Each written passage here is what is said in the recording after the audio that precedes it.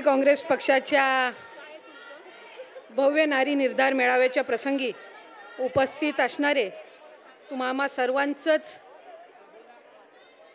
आवडतं नेतृत्व आपल्या राष्ट्रवादी काँग्रेस पक्षाचे राष्ट्रीय अध्यक्ष आणि त्याचबरोबर आपल्या राज्याचे लाडके उपमुख्यमंत्री अजितदादा पवार, कार्यक्रमाच्या प्रसंगी या ठिकाणी उपस्थित असणारे माननीय प्रांताध्यक्ष तटकरे साहेब, आदरणीय भुजबळ साहेब, व्यासपीठावर उपस्थित असणारे माननीय आत्ताराम बाबा, अनिल दास पाटील साहेब, व्यासपीठावर उपस्थित असणारे समीर भाऊ, ज्यांच्या नेतृत्वाखाली आज हा मेळावा या ठिकाणी पार पडत आहे, त्या महिलांच्या संघटनेच्या प्रदेशच्या अध्यक्षा रुपालीताई, व्यासपीठावर उपस्थित असणारे सर्व सन्मान्य आमदार महोदय, विधानसभेचे सन्मान्य उपाध्यक्ष जिरवाळ साहेब, सुरेखाताई, राजश्रीताई, उपस्थित सर्व जिल्ह्यातून आलेल्या सन्मान्य जिल्हा अध्यक्षा, शहर अध्यक्षा, तालुक्याच्या अध्यक्षा, कार्यक्रमाच्या निमित्ताने आलेल्या सर्व आजी माजी लोकप्रतिनिधी, आलेल्या सर्व माझ्या माता भगिनी, सन्मान्य पत्रकार, जमलेले सर्वच राष्ट्रवादी काँग्रेस पक्षाचे सन्मान्य पदाधिकारी बंधू आणि भगिनींनो, आदरणीय प्रदेशाध्यक्ष तटकरे साहेब आणि महिलांच्या प्रदेशाध्यक्ष रुपालीताई यांच्या मार्गदर्शनाखाली खऱ्या अर्थानं आज आपल्या नेतृत्वाला पाठिंबा देण्यासाठी आपण सर्व भगिनी, माता भगिनी या ठिकाणी उपस्थित आहात. मी आपल्या सर्वच जणींच्या मनापासूनचे आभार मानते की आज आदरणीय दादांना पाठिंबा देण्यासाठी आपल्या राज्याच्या कानाकोपऱ्यातून आपण सर्वजणी आला. काल मकर संक्रांतीचा सण 15 तारखेला आपण साजरा केला आणि खरं तर हा संपूर्ण आठवडाभर आपल्या प्रत्येकीच्या घरामध्ये वेगवेगळे पारंपरिक आणि त्याचबरोबर सांस्कृतिक कार्यक्रम असतात. मकर संक्रांती म्हटलं की 5-6 दिवस तरी आपले त्या सणाच्या निमित्ताने जात असतात. पण आज राष्ट्रवादी काँग्रेस पक्षाला आपला वेळ देणं आणि खऱ्या अर्थानं आदरणीय दादांना पाठिंबा देणं हाही कुठल्याही सणापेक्षा काही कमी महत्त्वाचा नाही आणि म्हणूनच या भावनेतून आपण सर्वच मंडळी आज या ठिकाणी जमलो. आदरणीय दादांच्या नेतृत्वाखाली ज्या वेळेला आपण सर्वांनीच निर्णय घेतला त्यावेळेला खऱ्या अर्थानं आपल्या सर्वांच्या पाठिंब्याने अधिक बळ हे आदरणीय दादांना मिळणार आहे आणि म्हणून आजचा हा मेळावा या ठिकाणी आयोजित करण्यात आला. आज मी आपल्याला नम्रपणाने या ठिकाणी सांगू इच्छिते, या महायुतीच्या सरकारचं जर आपण मंत्रिमंडळ बघितलं तर या मंत्रिमंडळामध्ये तुमच्या सगळ्यांची प्रतिनिधी, तुमच्या सगळ्यांची भगिनी म्हणून जर मला कोणी संधी दिली असेल तर ती आदरणीय अजितदादांनी या ठिकाणी दिली. अनेक वेळेला वेगवेगळ्या माध्यमातून प्रश्न विचारले जातात की महाराष्ट्राला जर महिला मुख्यमंत्री मिळाली तर तुम्हाला आवडेल का? मी नेहमी आवर्जून उल्लेख करत असते की महिला मुख्यमंत्री झाली तरच महिलांचे प्रश्न मिटतील असं नाही, पण जर दादांसारखं नेतृत्व मिळालं तर महिला निश्चितपणाने त्या ठिकाणी सक्षम होऊ शकतील. भगिनींना हक्काचं व्यासपीठ त्या निमित्ताने निर्माण होऊ शकेल. म्हणूनच आज आपण सर्वच जणींनी एक निर्धार केला पाहिजे, पुढच्या कालावधीमध्ये जर आदरणीय दादांना आपल्याला सर्वोच्च पदावर बघायचं असेल तर मी आधी या गोष्टीचा उल्लेख केला आहे, त्याची 51% जबाबदारी ही आपल्या महिला संघटनेवर आहे. 49% पॅरेंट बॉडीवर असेल, पण 51% ही महिला संघटनेची जबाबदारी आहे. आज 50% आरक्षण स्थानिक स्वराज्य संस्थेमध्ये महिलांना जरी असलं तरी आपण सगळेच जण बघतो की आरक्षण पडत असताना 1% कमी मिळत नाही तर 1% जास्तीच मिळतं. म्हणून 51% जबाबदारी ही आपल्या महिला संघटनेची आहे. आपण सगळ्यांच्या चुलीपर्यंत जाऊ शकतो आणि म्हणून आदरणीय दादांचं काम हे आपल्या सर्वच जणींना अधिकाधिक मतदारांपर्यंत त्यानिमित्ताने पोचवायचं. महिला व बाल विकास विभागाची जबाबदारी दिल्यानंतर 4थं महिला धोरण राज्याचं जे गेल्या अनेक वर्षांपासून ज्याचं काम सुरू होतं, आदरणीय दादांच्या मार्गदर्शनाखाली महायुतीच्या सरकार अंतर्गत 4था महिला धोरण सादर करण्याचं भाग्यसुद्धा तुमच्या सर्वांच्या वतीने तुमच्या या भगिनीला त्यानिमित्ताने मिळत आहे. लेक लाडकीसारखी योजना आजपर्यंत आपण बघितलं, माझी कन्या भाग्यश्री ही योजना 2017 पासून सुरू झाली। या योजनेअंतर्गत साधारणपणे 5 ते 6 हजार मुलींना त्या ठिकाणी लाभ मिळत होता। पण लेक लाडकी योजनेअंतर्गत 2.5 लाखपेक्षा अधिक कुटुंबांना आपण या योजनेचा लाभ देत आहोत आणि म्हणून अधिकाधिक आपल्या माध्यमातून कसे आपण महिलांपर्यंत पोहोचवू शकू।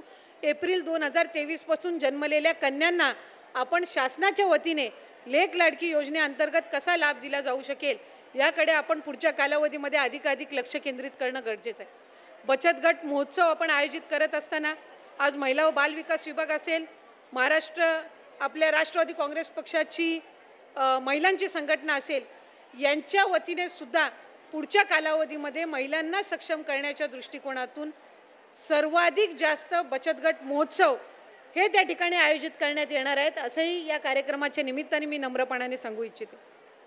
आज विविध आपल्या मतदारसंघाचं प्रतिनिधित्व करणारे आमदार महोदय सुद्धा या निमित्ताने आहेत, मी त्यांचेही आभार मानीन, कारण आजचा हा मेळावा याचं यश, याचा मोलाचा वाटा आमदार महोदय आपण सुद्धा त्या निमित्ताने उचलला। आपापल्या मतदारसंघामध्ये आपण ज्या महिला प्रतिनिधी आहेत, ज्या आपल्या महिला पदाधिकारी आहेत, यांना आजच्या कार्यक्रमाच्या निमित्ताने तर आपण उपस्थित ठेवण्यासाठी सहकार्य केलंच, पण त्याचबरोबर आपल्या मतदारसंघामध्ये होणाऱ्या वेगवेगळ्या कार्यक्रमांप्रसंगी आपण त्यांना निश्चितपणाने पाठबळ देता। आज आदरणीय दादांच्या नेतृत्वाखाली दादा अर्थमंत्री असताना एक महत्त्वपूर्ण निर्णय त्या ठिकाणी घेतला।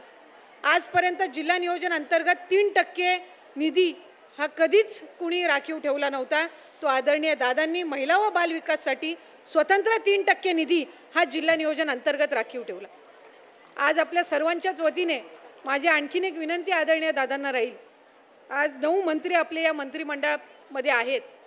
दादा, प्रत्येक ठिकाणी आपल्याला किती करता येईल मला माहीत नाही, पण जिथं जिथं आपले पालकमंत्री आहेत तिथल्या जिल्हा नियोजनमध्ये जर आपल्या महिलांनी सुचवलेली काही कामं, विकास कामं जर घेता आली तर आपल्या या संघटनेला आपल्याला अधिक बळ देता येईल। कारण ज्या वेळेला माझी ही महिला तालुका अध्यक्ष, शहर अध्यक्ष ही तिच्या वॉर्डमध्ये, तिच्या परिसरामध्ये ज्या वेळेला आपल्या पक्षाचा प्रचार करायला जाते, त्यावेळेला तिलाही विचारलं जातं की आपल्या गावामधली विकास कामं ही तुमच्या माध्यमातून झाली पाहिजेत। अशा वेळेला जर आपण या महिला पदाधिकाऱ्यांनी सुचवलेली काही कामांचा समावेश जर करता आला तर निश्चितपणाने त्या आपल्या महिलाच्या तालुका अध्यक्षांना सुद्धा बळ मिळेल, जिल्ह्याच्या अध्यक्षांना पण बळ मिळेल आणि अधिकाधिक आपली पक्षाची संघटना बळकट करण्यासाठी सुद्धा यातून निश्चितपणाने मदत होणार आहे। मुख्यमंत्री महिला सशक्तीकरण अभियानाअंतर्गत आपण एक उद्दिष्ट ठेवलेलं आहे की महिला लाभार्थ्यांपर्यंत अधिकाधिक पोहोचायचं। केंद्र शासनाच्या, राज्य शासनाच्या ज्या विविध योजना असतील त्या आपल्या लाभार्थ्यांपर्यंत पोहोचवायच्या।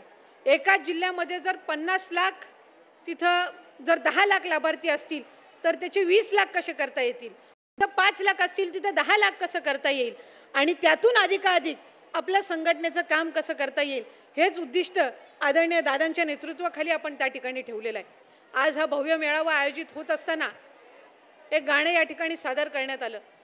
ते फक्त गाणं नाही, त्याचे जर शब्द आपण ऐकलेत तर राष्ट्रवादी काँग्रेस पक्षाची महिलांच्यासाठीची भूमिका ही त्या गाण्याच्या माध्यमातून आपल्याला पाहायला मिळते आणि म्हणून पुन्हा एकदा आपण ते गाणं ऐकावं।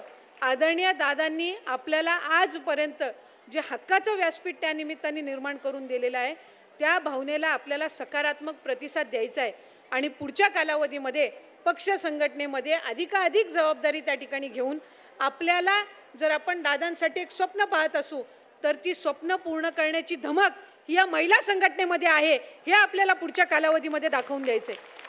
आज राज्याच्या कानाकोपऱ्यातून आलेल्या, माझ्या जिल्ह्यातील आलेल्या सर्वच भगिनींना या निमित्ताने विनंती राहील की आजचा हा निर्धार मेळावा, आजचा हा नारी शक्ती मेळावा हा आपल्याला पुढच्या यशासाठी टाकलेलं पहिलं पाऊल आहे। त्याच्यामुळे आता ज्या पद्धतीनं तुम्ही काम कराल याचा निर्णय खऱ्या अर्थानं तुम्हाला स्वतःलाच घ्यायचा आहे। आपल्या घरातल्या सगळ्या जबाबदाऱ्या आहेत, वेगवेगळ्या आपल्याला कौटुंबिक जबाबदाऱ्या असतात, एका बाजूला आपल्याला आर्थिकरित्या सुद्धा सक्षम व्हायचं असतं, पण त्यातून खऱ्या अर्थानं पक्ष संघटनेसाठी वेळ काढणं ही आता निश्चितपणाने काळाची गरज आहे।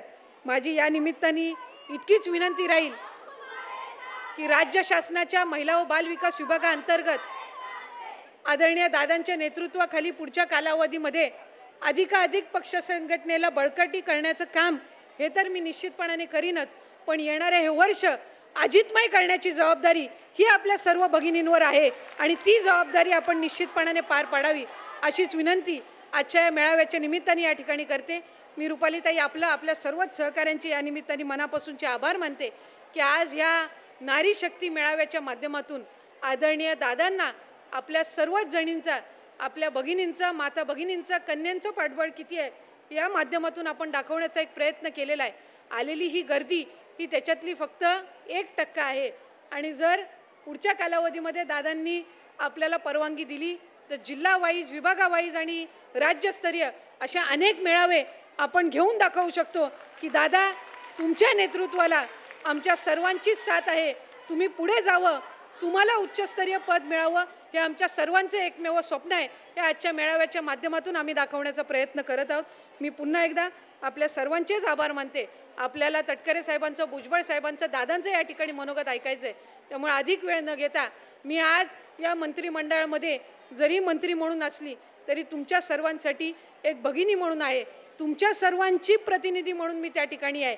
त्यामुळे मी जरी मंत्री असेल तरी तुम्ही सगळ्याच जणी या माझ्यासहित मंत्री आहात अशी भावना मनामध्ये बाळगून आपण पुढच्या कालावधीमध्ये काम करूयात याचा नम्रपणाने उल्लेख करून थांबते. धन्यवाद. जय हिंद, जय महाराष्ट्र, जय राष्ट्रवादी.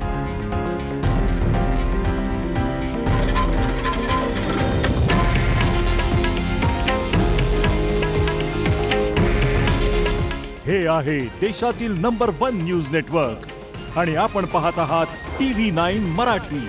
काळजी तुमची, हित महाराष्ट्राचं.